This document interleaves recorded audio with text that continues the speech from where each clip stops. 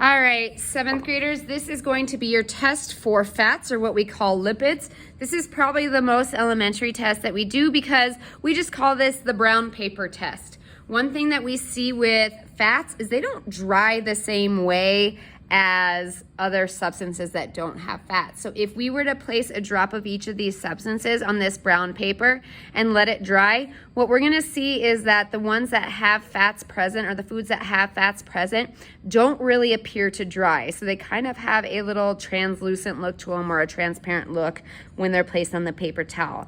So in class, the kids will be using blow dryers to kind of dry theirs. And what I'm just gonna go ahead and do is place a drop of each of these substances and the little map I made, according to the map you guys saw in slide 4, on the paper towel. Oops, I didn't mean to put one there. Ignore that drop on juice, okay?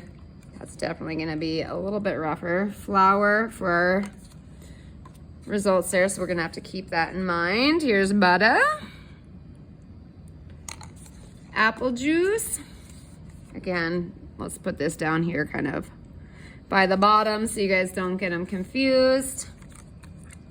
Okay, 7-Up. Luckily, I've already done my results and they're sitting on a different paper towel, so those shouldn't confuse you guys too bad.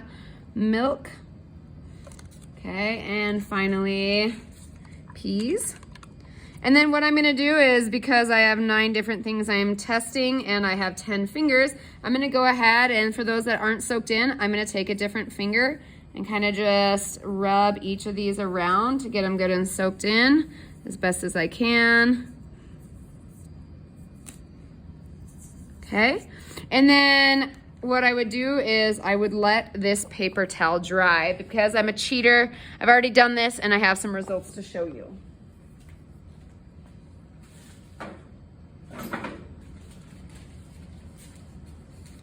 So these are mostly dry. So again, remember that if they have fats, you guys will see kind of a like translucent, almost like you can see through it.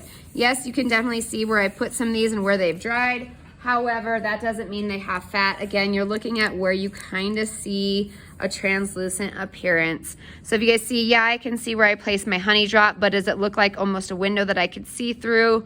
No, okay? So you can see my egg. I'll go ahead and hold that up for you guys. Here's my egg. And just use your best judgment on these. Here's my oil. And these have been drying for about 20 minutes over my heater vent. So they're good and dry. Here's my flour.